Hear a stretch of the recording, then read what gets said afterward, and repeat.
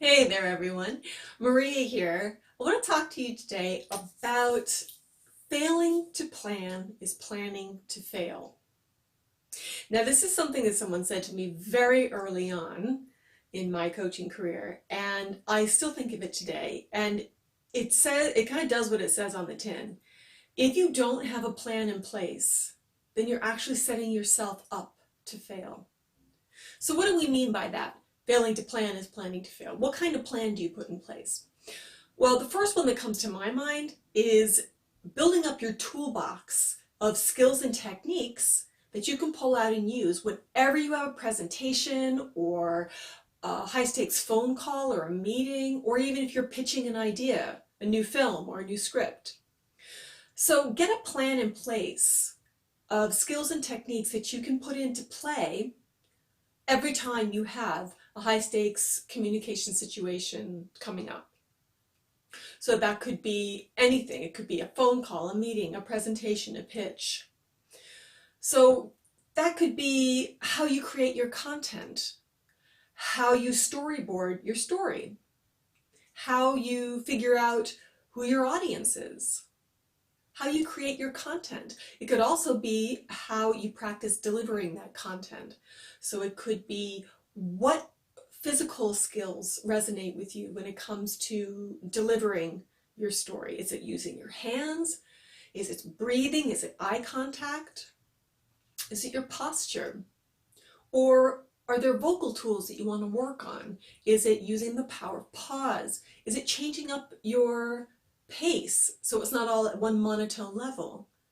Or maybe changing up the different parts of the range of your voice that you use. All of these are tools that you should have in your toolbox that you can pull out and use anytime you need to make a plan on how you're going to prepare. So the second tool is to get feedback. Planning means working with someone, or even if it's just your phone, to get feedback about what you're doing so you can tweak it, polish it, and then go again. This is the practice process. Get feedback, tweak, polish, go again. So it's this cycle of gaining awareness, practicing the tools, getting feedback about how they worked, and then going back and doing it again. So get feedback from someone that you trust, or use your phone so you can get feedback, immediate feedback about what you look like, what you sound like, and how your story is going. The last tool, number 3, practice, practice, practice. And then practice some more. Know your story. As Bob Dylan very famously said, know your song well before you start singing. Know your story backwards and forwards.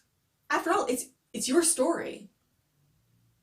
So you create the content, you create that story, you own it.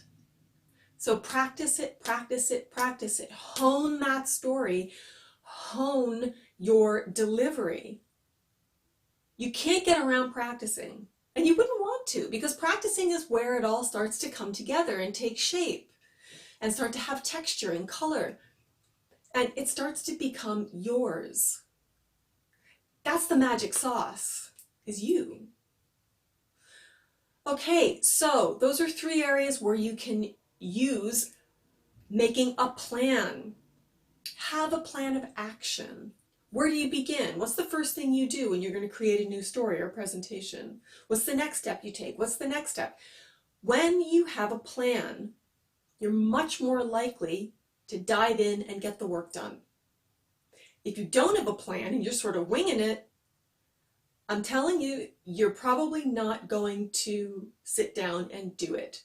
Because the more clarity you have about something, the easier it's going to be, because you have a plan to follow. So, failing to plan is planning to fail. Okay, so let me know if this was useful for you. Leave me a comment below, and you can see a lot more of my other videos on mariatecce.com or on YouTube.